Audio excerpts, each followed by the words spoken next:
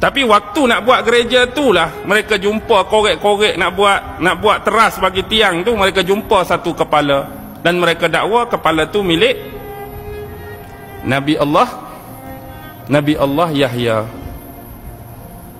Tu di Syria, tu di Dimash. Herodes duduk mana? Herodes duduk di Syria lah dulu.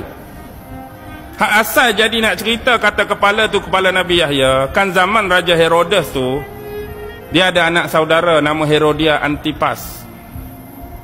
Herodia Antipas, walaupun pas tak ada lagi masa tu, ada dah orang Antipas. Nama je kebetulan. Jadi pak saudara dengan anak saudara ikut hukum Taurat sekalipun boleh tak kahwin? Tak boleh. Tapi bapa saudara berkenan juga dengan anak saudara. Bila benda ni sampai pada pengetahuan Nabi Yahya, dia keluar fatwa tak boleh sama sekali, hukum dia haram, tak boleh berkahwin seorang bapa saudara dengan anak saudara. Dengar fatwa ni, marah dekat Nabi Yahya. Lalu bila tiba hari birthday dia tanya perempuan ni, anak saudara dia, hak dia nak kahwin, apa permintaan yang kamu nak? Pasti aku tunaikan. Dia kata aku nak kepala dan darah Yahya. Ni version Taurat dengan Bible punya. Pi penggal kepala Nabi Yahya waktu dia tengah semayang. Bapak dia ada sebelah, Nabi Zakaria ada sebelah. Waktu tu dalam keadaan rukuk, dia pi penggal kepala Nabi Yahya. Tapi dia tak buat apa-apa dekat Nabi Zakaria. Ambil kepala Nabi Yahya, bawa kepada tu. Lepas tu cerita berhenti setakat tu. Jadi itulah kata kepala tu kepala milik Nabi Yahya, wallahu alam. Jadi buatlah gereja tu nak letak nama lain. Bila jumpa kepala tu jadi gereja John the Baptist. Masuk tahun 563 Masihi baru Islam masuk. 653 baru Islam masuk. Zaman siapa? Perluasan empire zaman siapa? Abu Bakar ke Umar? Zaman Umar. Masa inilah 5 pahlawan Islam masa tu kepung semua pintu utama. Zaman tu ada siapa?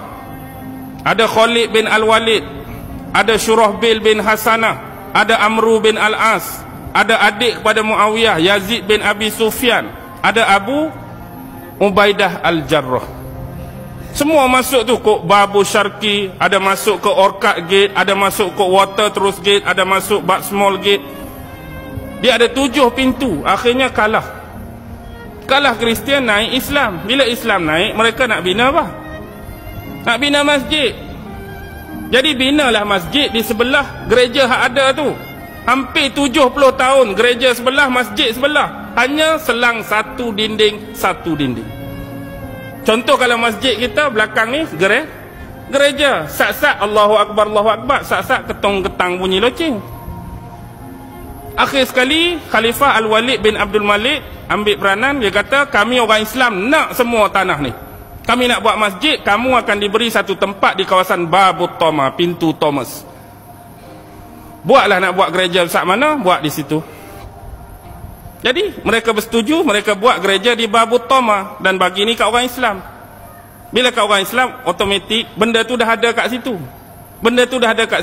Jadi sekarang ni kepala tu duduk bawah kubah tu. Ada setengah orang kata kepala tu milik cucu Nabi. Siapa yang terkorban dalam peristiwa Karbala? Husain. Kita boleh juga ambil riwayat tu, kata tu kepala Husain, bukan kepala Nabi Yahya. Tapi bila kita pergi ke Mesir, tepi Masjid Al-Azhar, lintas jalan tu Masjid Saidina Husain. Juga dikatakan di masjid tu ada kepala Saidina Husain. Lah ni berapa kepala ada?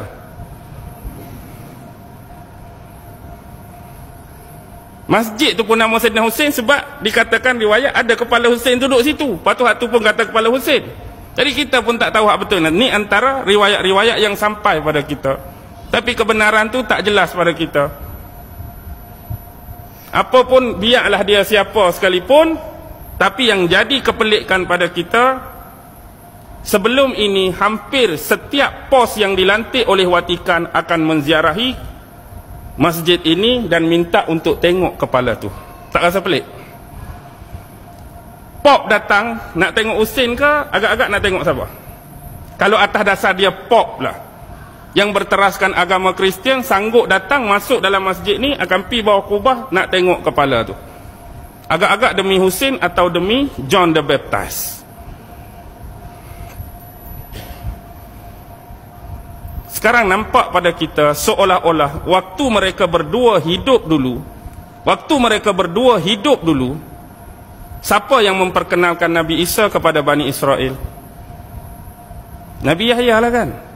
Inilah pengganti. Kalau aku dah meninggal, kalau aku dah wafat, inilah yang orang akan memimpin kamu Bani Israel, Isa alaihissalam. Dia yang memperkenalkan Nabi Isa, seolah-olah benda ini akan kembali berulang bila dia turun melalui menara putih tadi.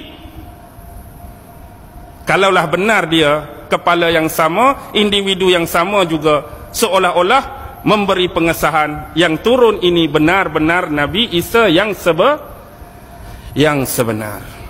Bukan Nabi Isa celup, bukan Nabi Isa yang saja-saja nak jadi. Ramai tak sekarang ni sebelum Nabi Isa turun, ramai tak nak mengaku jadi Nabi Isa?